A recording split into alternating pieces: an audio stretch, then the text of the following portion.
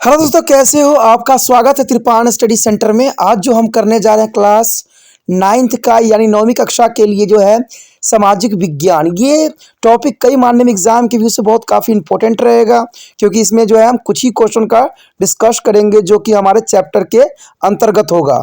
ठीक है, और ये आपके लिए इंपॉर्टेंट इसलिए भी रहेगा क्योंकि ये हिंदी इंग्लिश दोनों माध्यम में समझाया जाएगा। ठीक है, जैसे कि मैंने आपको हर वीडियो में बोला है कि एग्जाम के समय मैं आपके लिए इंपॉर्टेंट क्वेश्चन डालूंगा, तो वो जो है वादा पूरा करने का समय है। तो चलिए देखते हैं हमारा क्वेश्चन क्या है।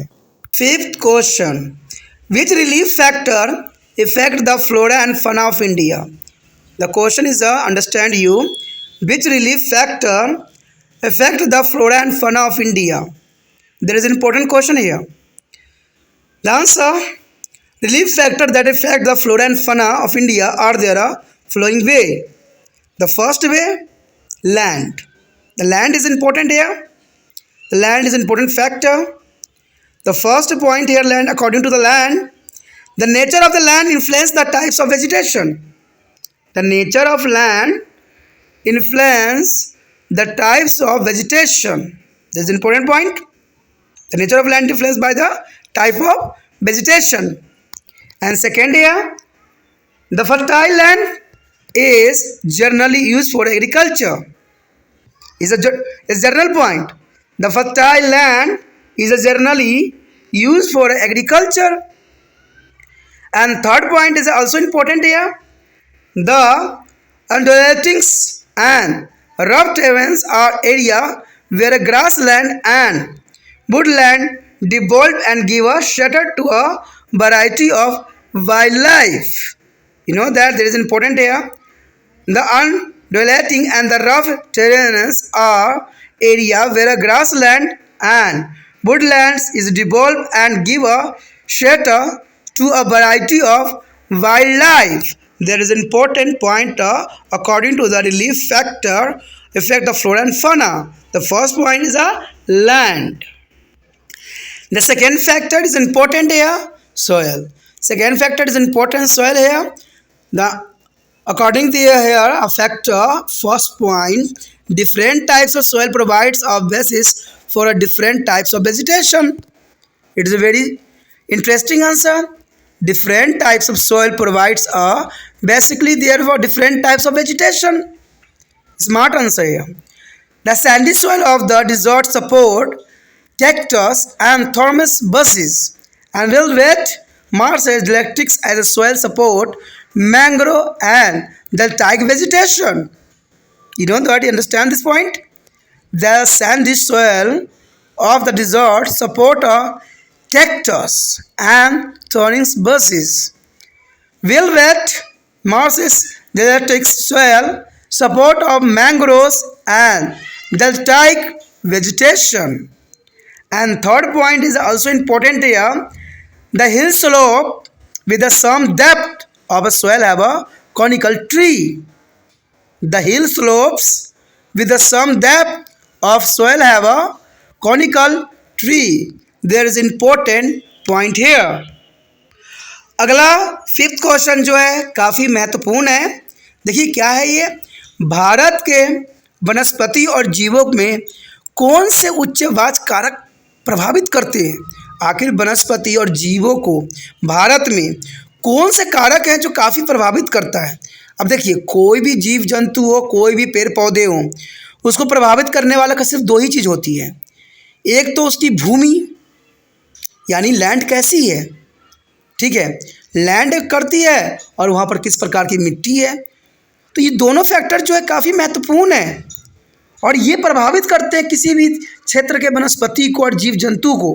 कहते हैं अगर अच्छा मिट्टी की किस्म है, अगर अच्छा वहाँ उत्पाद हो रहा है, अच्छा वहाँ वेजिटेशन है, तो इसका मतलब जीव जंतु वहाँ पर फलेंगे फूलेंगे और ग्रोथ भी करेंगे बहुत ही जनरल रेगुलेशन से। तो इसमें कोई दो राय नहीं, बहुत महत्वपूर्ण बात है। कहते हैं अगर पहला पॉइंट यहाँ पर हम देखें इसी के कारण कि वनस्पति जीवों के कौन से उच्चवाच कारक प्रभावित करते हैं, तो सबसे पहला पॉइंट तो यही आता है, भूमि यानी लैंड जो है काफ़ी महत्वपूर्ण है। तो भूमि के अंतर्गत देखा जाए तो देखिए पहला पॉइंट यही दर्शाता है कि भूमि की प्राकृतिक वनस्पति के प्रकार को काफ़ी प्रभावित करती है। हमने पहले भी डिस्कस इस बात पे किया था कि भूमि की प्राकृतिक यानी ज़मीन देखिए जैसा रहता है, भूमि की प्राकृतिक वनस्पति को जरूर जो है काफ़ी प्रभावित करता है। दूसरी बात यही दर्शाता है कि उपजाऊ भूमि का उपयोग आमतौर पर कृषि के लिए किया जाता है। तो उपजाऊ अगर भूमि रहेगा तो जनरल सी बात है कि इस भूमि का जो उपयोग होगा कृषि के लिए किया जाएगा, इसमें कोई दो राय नहीं है।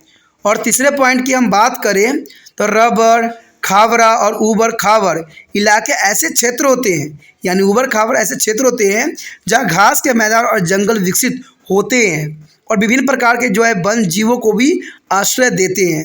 तो भूमि देखिए कितना महत्वपूर्ण यहाँ पर अपना स्थान रखता है कि ऊबड़ खाबड़ इलाके क्षेत्र जो होते हैं वहाँ पर घास के मैदान और जंगल को विकास जो है खोने में विभिन्न प्रकार के वनस्पतियों को जो है आश्रय भी प्रदान करते हैं।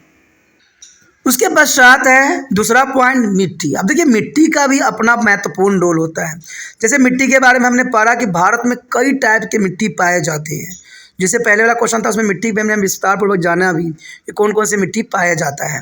तो ये काफ़ी महत्वपूर्ण है। देखिए मिट्टी जो होती है किसी भी क्षेत्र के जीव जंतु और वनस्पति को पनपने के लिए बहुत ही महत्वपूर्ण होते हैं, क्योंकि मिट्टी से ही जो है इनका उत्पत्ति होता है पेड़ पौधों का, और पेड़ पौधों पे ही जीव जंतु आश्रित होते हैं। तो समझ गए कि मिट्टी कितना महत्वपूर्ण है। अब चलिए देखते हैं इसके पॉइंटों के ऊपर। अगर मिट्टी की बात करें तो कहते हैं पहला पॉइंट यही दर्शाता है कि विभिन्न प्रकार की मिट्टी विभिन्न प्रकार की वनस्पति के लिए आधार प्रदान करती है, यानी विभिन्न प्रकार की मिट्टी विभिन्न प्रकार की वनस्पतियों के लिए आधार का काम करती है।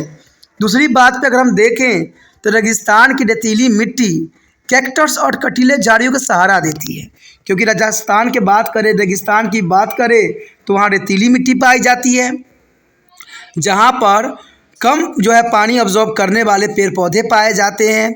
जैसे सबसे पहले तो कैक्टस का नाम ही आता है, और दूसरा जो है बबूल भी आती है, कटीली झाड़ियाँ सहारा देती है। जबकि गीली दलदली डेल्टाई मिट्टी जिसको मैंग्रोव भी कहते हैं, मैंग्रोव जो होती है बरसात वाले एरिया होती है, ठीक है, सुंदरबन पाया जाता है, सुंदरी वृक्ष पाया जाता है, जो कि देखा जाए तो हमेशा जो है गीली और दलदली बनी रहती है, ठीक है। और डेल्टाई वनस्पति काफ़ी ये समर्थन करती है, जो डेल्टाई वनस्पति होती है ना उसका काफ़ी समर्थन करती है ये। तो इस तरह की मिट्टी में इसी प्रकार के जो है पेड़ पौधे उगना स्वाभाविक बात है। अगर बात करें हम तीसरे पॉइंट को तो ये साफ कर देता है कि मिट्टी की जो है कुछ गहराई वाले पहाड़ी ढलानों में शंखाकार वृक्ष होते हैं। अब देखिए मिट्टी की कुछ गहराई वाले पहाड़ी क्षेत्रों में भी शंखाकार वृक्ष पाए जाते हैं, जो कि काफ़ी महत्वपूर्ण यहाँ पर बात बन जाती है। तो आप समझ गए होंगे ये क्वेश्चन कितना महत्वपूर्ण है, ठीक है। अगर आपको ये बात सारी समझ में अच्छे से आई तो लाइक से सब्सक्राइब जरूर कीजिए, और इसमें कमेंट करना आपके फ़ायदे में रहेगा, क्योंकि कमेंट कीजिएगा तो मुझे गलतियों का भी पता चलेगा, और जो गलतियां हो रही है उसके बारे में भी आप मुझे भेजें। इससे ये होगा कि मुझे प्रोत्साहन मिलेगा। अगर गलतियां नहीं दिखते हैं तो आप नाइस कुछ भी लिख के भेजोगे, जिससे हमें खुशी मिलती है कि बच्चों को चलो पसंद आया, बच्चों ने देखा, बच्चों ने समझा, ठीक है।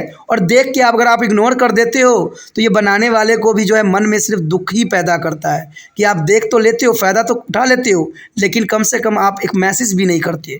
चलिए ये तो था आपके लिए, लेकिन जितना हो सके इस वीडियो को अपने दोस्तों के साथ शेयर करना है, और पहली बार वीडियो देख रहे थे तो चैनल को सब्सक्राइब करके अपने मोबाइल में सेव कर लीजिए, क्योंकि आगे 10वीं क्लास से लेके जो है BA तक आपको जो है पढ़ना है, तो ये चैनल बहुत काफ़ी आपके हेल्पफुल हो सकता है।